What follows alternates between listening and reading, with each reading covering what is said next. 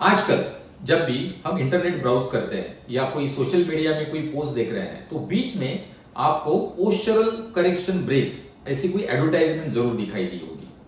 और ये ब्रेसेस लोग अपनी पोस्चर अच्छे रखने के लिए खरीद लेते हैं, परंतु ये जो शॉर्ट टर्म सॉल्यूशन वो ले रहे हैं वो लॉन्ग टर्म में उन्हें नुकसानदायक बन सकता है। और इसी पोस्चरल ब्रेस के बारे में हम आज बात करेंगे, तो इसे अंत तक जरूर देखिए ताकि आपको समझ में आए कि ये पोस्चरल ब्रेस आपको कैसे नुकसान दे सकता है और इसके लिए एक्चुअली राइट और साइंटिफिक सॉल्यूशन क्या है। मैं doctor Kiran Shete, orthopaedic surgeon, founder director, spinology clinic Pune. आजकल हमारी जो जीवन शैली है इसकी वजह से हमारे पोस्चर्स में काफी गलतियां होती है, जैसे कि हम लॉन्ग आवर्स तक एक ही जगह पे फिक्स पोजीशन में बैठे रहते हैं या फिर गलत पोस्चर में बैठ के कंटिन्यूअसली कुछ ना कुछ काम करते रहते हैं और इनका इफेक्ट अपने पोस्चर पे गलत तरीके से हो जाता है। जैसे कि हमारा शरीर है जो हमेशा एक कम तकलीफ वाली पोस्चर को अडॉप्ट करना चाहता है, जिसमें हमारे मसल्स को थोड़ा सा रिलैक्स महसूस करे। इसलिए बहुत बार देखा होगा जो भी लोग कंप्यूटर पे बैठते हैं वो थोड़ा सा स्लाउच करके बैठेंगे या आगे झुक के बैठेंगे या फिर बैक को पूरा रिलैक्स करके पीछे ऐसे झुक के बैठेंगे। तो इसकी वजह से जो पोस्चर में प्रॉब्लम दिखती है उसमें सबसे कॉमन जो है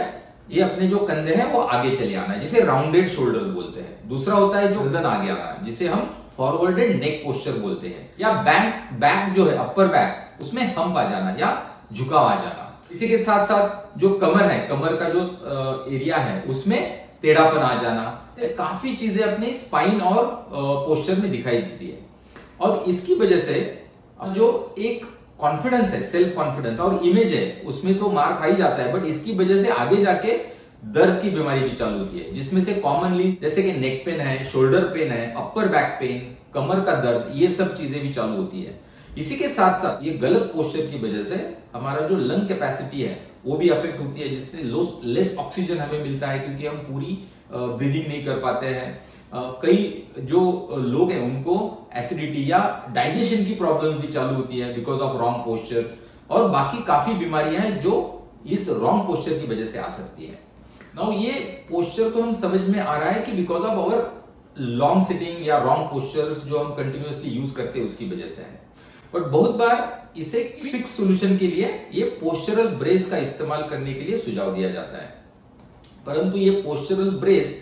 आपको बेसिकली कैसे हेल्प करता है, तो मोस्ट ऑफ द टाइम ये जो रॉन्ग पोस्चर है उसमें आपकी जो चेस्ट मसल है उसमें कॉन्ट्रैक्चर आ जाता है और जो अपर बैक की मसल्स है वो ओवर स्ट्रेच हो जाती है, इसलिए ये पोस्चर गलत बन जाता है। सो ये पोस्चरल ब्रेसेस है जो मोस्ट ऑफ द टाइम आपके शोल्डर्स को पीछे खींचते हैं क्योंकि ये चेस्ट मसल्स है उनको वो तनाव दे पाए, और जो बैक मसल्स है जो कि एक्चुअली स्ट्रेच्ड है उनको वो कॉन्ट्रैक्ट करने की कोशिश करते हैं। ना इनका कार्य होता है कि जो मसल्स का काम है वो ओवरटेक कर ले, और इसी के साथ साथ जब आप वो गलत पोस्चर में वापस जा रहे हो तो आपको एक प्रोप्रियोसेप्शन सिग्नल दे दे, जैसे कि एक आपको महसूस करा दे कि आप गलत पोस्चर में जा रहे हो ताकि आप कॉन्शियसली वापस सही पोस्चर में आ सको। ये शॉर्ट टर्म में आपको शायद अच्छा भी लगे, परंतु लॉन्ग टर्म में ये आपको काफी नुकसान कर सकता है। जैसे कि यदि आप पोस्चरल ब्रेस यूज करना चालू भी किए तो इसकी वजह से आपके शरीर को इसकी आदत लग सकती है। दूसरी चीज, वो मसल्स का एक्चुअल कार्य है जो कि उनकी मांसपेशी को आपके पोस्चर को सीधा रखना है, वो और भी वीक होते जाएंगे। यानी कि जिस वजह से ये प्रॉब्लम हुई है उसी प्रॉब्लम को आप इस ब्रेसेस से बढ़ा रहे हो, तो अल्टीमेटली ये आपको लॉन्ग टर्म में नुकसान ही देगा क्योंकि ये प्रॉब्लम बढ़ती ही जाएगी। तीसरी चीज है, ऑफकोर्स सम ये ब्रेसेस की वजह से स्किन को इरिटेशन आके कोई प्रॉब्लम्स आना, एलर्जी आना या कॉस्मेटिक इश्यूज, ये तो अलग प्रॉब्लम्स है, परंतु उससे इंपॉर्टेंट है अपने शरीर को गलत आदत लग जाना और उसी गलत आदत की वजह से मसल पेशी या मांसपेशी और वीक होती जाना। सो मैं आपको सिंसियरली रिक्वेस्ट करूंगा कि आप ये पोस्चरल ब्रेस यूज ना करें, उसकी जगह आप प्रॉपर कंसल्टेशन लेके you can go for muscle strengthening, जैसे कि मांसपेशी को स्ट्रेंथनिंग वाला जो प्रोग्राम है, और पोस्चरल करेक्शन जिसे एर्गोनॉमिक ट्रेनिंग बोलते हैं, ये आप करें ताकि आपको लॉन्ग टर्म अच्छा सोल्यूशन मिल जाएगा। क्योंकि आपका काम तो वैसे ही रहने वाला है, जो आप जो कर रहे हो उसे में चेंज आना बहुत मुश्किल है, बट वो किस अच्छी तरह से करें जिससे अपना पोस्चर बढ़िया बना रहे, ये ज्यादा इंपॉर्टेंट रहेगा। अभी आप कहोगे कि पर पोस्चरल ब्रेस किन जगह पे बिल्कुल जरूरी बन जाती है। ये बहुत कुछ रेयर ऑकेजन्स है, जैसे कि बहुत ही ओल्ड एज पेशेंट्स है जिनको मसल स्ट्रेंथनिंग एक्सरसाइज करना ही मुश्किल है, उनके लिए शायद पोस्चरल ब्रेस यूजफुल हो सकता है। दूसरा है जिनका किसी का एक्सीडेंट हुआ है या किसी को इंजुरी हुई है, उन लोगों को एक्सरसाइज करने के लिए हम मना करते हैं कुछ दिन के लिए, उनके लिए टेम्पररी बेसिस पे हम ये पोस्चरल ब्रेसेस दे सकते हैं ताकि उनका पोस्चर बना रहे। तीसरा है जिनको जन्म से ही कोई डिफॉर्मिटी है, जैसे कि स्पाइन में स्कोलियोसिस होता है या काइफोसिस है, ये जो डिफॉर्मिटीज है जिनको करेक्ट करना पोस्चरल ब्रेस का काम होता है, उनके केस में हम ये ब्रेसेस यूज कर सकते हैं। नॉर्मल जो